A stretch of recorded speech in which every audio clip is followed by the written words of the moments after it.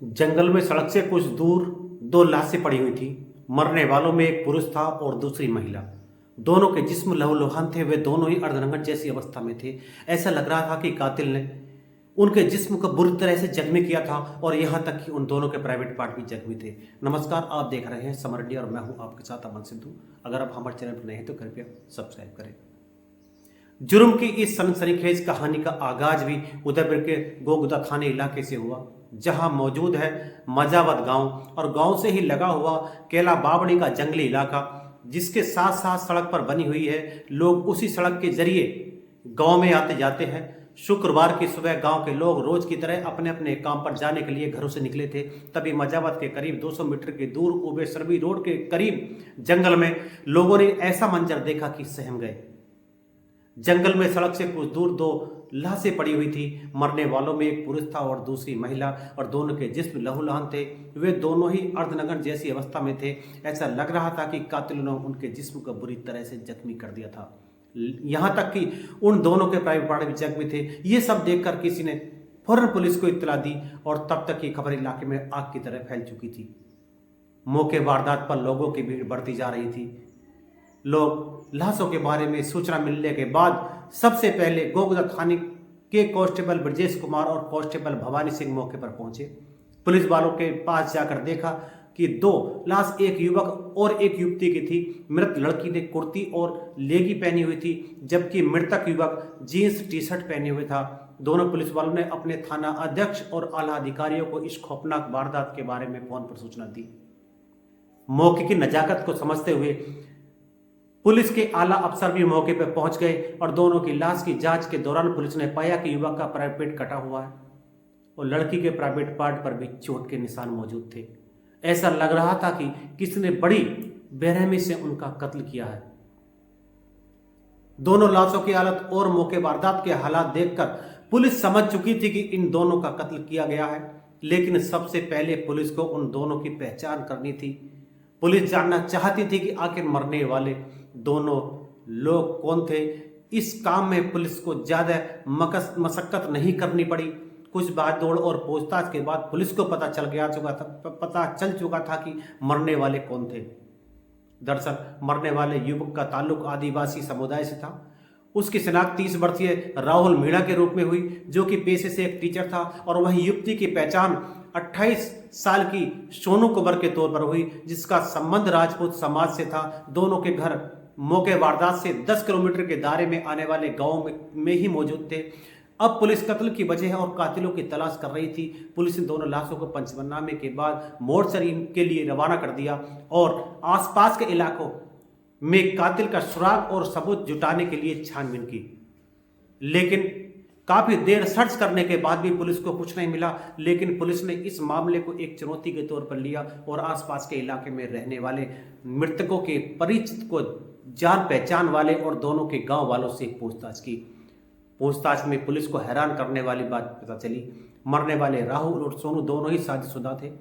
उन दोनों के जीवन साथी भी कोई और ही थे, मगर इन दोनों के बीच एक्स्ट्रा मैरिटल अफेयर चल रहा था। इसके बाद पुलिस ने इन मामले में कई एंगल से जांच करने का फैसला किया और पुलिस ने इस काम के लिए अलग अलग टीम गठित करते तफ्तीश आगे बढ़ाई। नतीजा ये हुआ कि पुलिस ने इस सनसनीखेज और खौफनाक हत्याकांड का खुलासा महज 72 घंटे में ही कर दिया। इस दौरे कत्ल की जगर ने बर्बर और सनसनीखेज वारदात की कहानी सुनकर लोगों की रूह कांप गई और इस डबल मर्डर का खुलासा खुद उदयपुर के पुलिस अधीक्षक विकास कुमार ने किया। असल में इस डबल मर्डर का ताल्लुक तंत्र मंत्र और अंधविश्वास से था। इस केस की पटकथा में टोना टोटका भी शामिल था और पुलिस ने इस मामले में एक शातिर तांत्रिक को गिरफ्तार किया, जिसने पूरी वारदात की खौफनाक कहानी बयां की। पुलिस ने जब 55 साल के तांत्रिक भालेश कुमार को पकड़कर सख्ती से पूछताछ की तो डबल मर्डर की ऐसी कहानी सामने आई कि पुलिस भी हैरान थी। तांत्रिक भालेश कुमार ने पुलिस को बताया कि वह पिछले करीब 8 साल से भादवी गुड़ा के इच्छापूर्ण शेषनाग भावजी मंदिर में लोगों का कष्ट निवारण के लिए ताबीज बनाता है। वहीं सोनू कुंवर नाम की लड़की और मृतक राहुल मीणा के घरवाले भी आया जाया करते थे। उसी मंदिर में एक दिन दर्शन के दौरान राहुल वीणा और सोनू कुमार की मुलाकात हुई। वही दोनों की आंखें चार हो गई। अक्सर दोनों मंदिर में आते और मिलते, जल्द ही उनकी दोस्ती हो गई। और लेकिन परेशानी ये थी कि दोनों ही पहले से ही शादीशुदा थे। सोनू से अफेयर हो जाने के बाद राहुल अपनी पत्नी से दूर रहने लगा था। इसी बात को लेकर दोनों के बीच झगड़ा होने लगा। आए दिन होने वाली कलेश और झगड़े से तंग आकर एक दिन राहुल की पत्नी भी मदद मांगने के लिए इच्छापूर्ण शेषनाग महादेव मंदिर में बैठने वाले तांत्रिक भालेश कुमार के पास जा पहुंची। उसने तांत्रिक को सारी बात बताकर मदद की गुहार लगाई।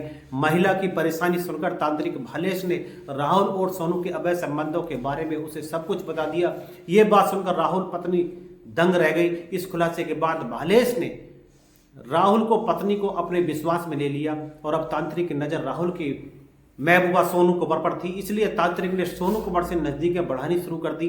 मगर राहुल को सारा माजरा पता चलता तब राहुल और सोनू दोनों तांत्रिक के भालेश के पास पहुंचे और उसे बदनाम करने की धमकी दे डाली। भालेश उनकी धमकी से डर गया। उसे भक्तों के बीच अपने नाम और पहचान के खराब होने का डर था। इसी परेशानी से तांत्रिक ने एक खौफनाक साजिश रच डाली और जिसके बारे में कोई सोच भी नहीं सकता। तांत्रिक भालेश कुमार राहुल और उसकी प्रेमिका को रास्ते से हटाने का पूरा प्लान बना चुका था। उसी प्लान के मुताबिक भालेश कुमार बाजार गया और उसने वहां से एक साथ करीब 50 फेविक्विक के पाउच खरीदे और फिर उसने उनके केमिकल लिक्विड को एक बोतल में भरकर अपने पास रख लिया। अब प्लान को अंजाम तक पहुंचाने का वक्त आ चुका था। तांत्रिक भालेश ने 15 नवंबर 2022 की शाम राहुल और सोनू को फोन करके एक टोटके का बहाना बनाया और दोनों को अपने पास सुखाड़िया सर्किल में बुला लिया और फिर तांत्रिक ऊबन दोनों को साथ लेकर अनुष्ठान के नाम पर गोगदा इलाके के सुनसान जंगल में ले गया और जंगल में एकदम सन्नाटा था। दूर दूर तक कोई भी इंसान नहीं दिख रहा था। तांत्रिक ने दोनों से कहा कि अगर तुम दोनों हमेशा के लिए एक होना चाहती है तो जैसे मैं कहता हूं करते जाओ। सबसे पहले भालेश ने उन दोनों को अपने अपने कपड़े उतारने के लिए कहा। जब दोनों नग्न हो गए तो उन्होंने उसी सामने सारे संबंध बनाने के लिए कहा और जब भालेश की बात सुनकर दोनों इंटीमेट होने लगे तभी अचानक तांत्रिक ने बोतल में भरा फेविक्विक उन दोनों के ऊपर उड़ेल दिया। इससे पहले कि राहुल और सोनू कुछ समझ पाते वे दोनों एक दूसरे से बुरी तरह चिपक गए और उनके जिस्म कई जगह से बुरी तरह से चिपक चुके थे जिसकी वजह से दोनों की हालत खराब हो गई। और जब दोनों ने जबरन अलग अलग होने की कोशिश की तो उनकी खाल तक जिस्म से उखड़ गई। राहुल और मीना संभलने की कोशिश कर ही रहे थे कि तांत्रिक भालेश उन पर चाकू और पत्थरों से हमला कर दिया और उसने दोनों के प्राइवेट पार्ट पे एक के बाद एक कई बार किए उन्हें पत्थरों से कुचला और नतीजा ये हुआ कि दोनों लवलान होकर वहीं पर गिर पड़े और उनकी मौत हो गई। डबल मर्डर की इस वारदात को अंजाम देकर भालेश वहां से भाग निकला। पुलिस ने 3 दिन बाद उन दोनों की लाश जंगल से बरामद की। जयपुर के पुलिस अधीक्षक विकास कुमार ने बताया कि दोनों की लाशें बरामद होने के बाद पुलिस की टीमों ने करीब 50 जगहों पर लगे सीसीटीवी कैमरों के फुटेज को खंगाला और साथ ही करीब 200 लोगों से पूछताछ की थी।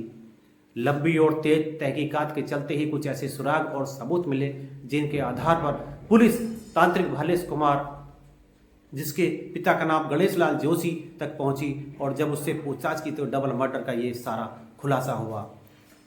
उसको गिरफ्तार कर जेल भेज दिया।